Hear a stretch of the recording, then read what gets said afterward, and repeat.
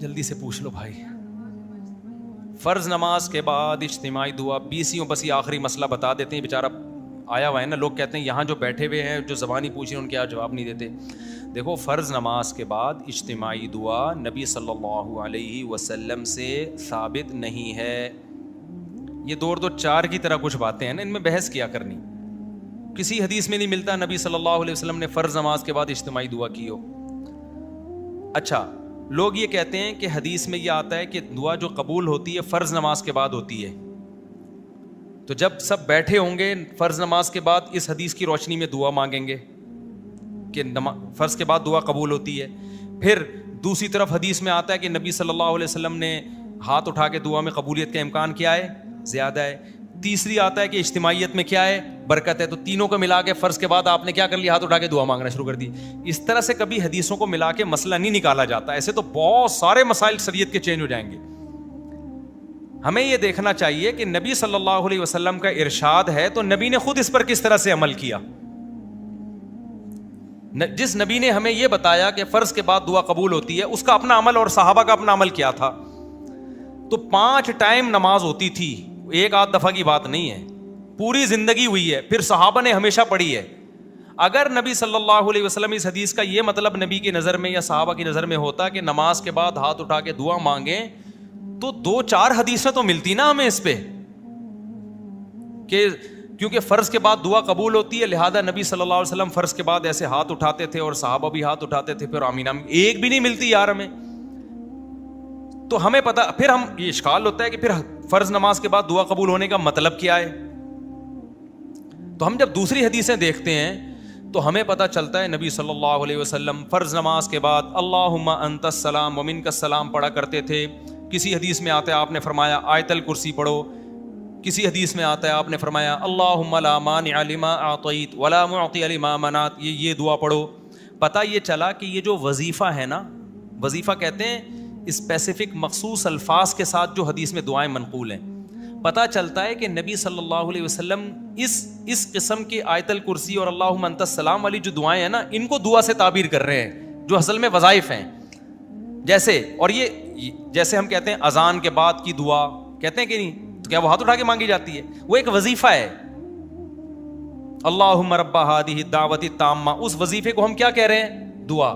تو اسی طرح مسجد میں داخل ہونے کی دعا, تو کیا وہ ایسا کہ 4 آدمی اجتماعی داخل ہو رہے ہیں, چلو بھائی الحمدللہ رب العالمین والعاقبۃ للمتقین, کیونکہ حدیث میں آتا ہے مسجد میں داخل ہونے کی دعا.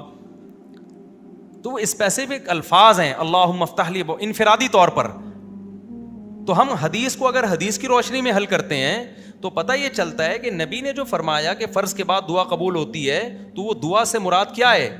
وہ اسپیسیفک مخصوص الفاظ کی دعائیں ہیں, وہ قبول ہو جاتی ہیں فرض نماز کے بعد. اس طرح سے دونوں طرح کی حدیثوں میں کیا ہو جائے گی؟ تطبیق. یہ دلیل تو میں نے دی اہل حدیثوں کے لیے,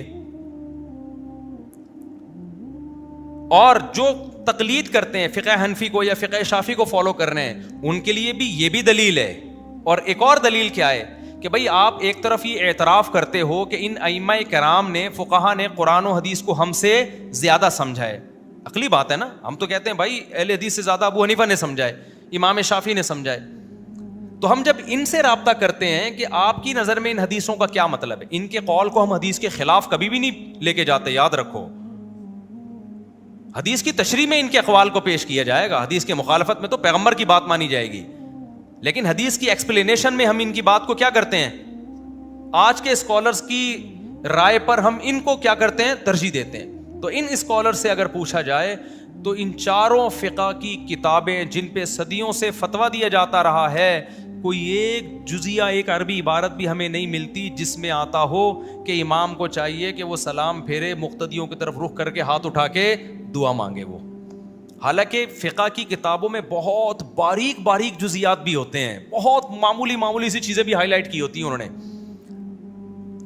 تو صدیوں تک یہ سارے فقہا کیوں خاموش رہ گئے ایک ایسی چیز سے جو دن میں 1 دفعہ نہیں بلکہ کتنی دفعہ ہو رہی ہے, 5 دفعہ ہو رہی ہے. تو یہ بہت بڑا سوال ہے.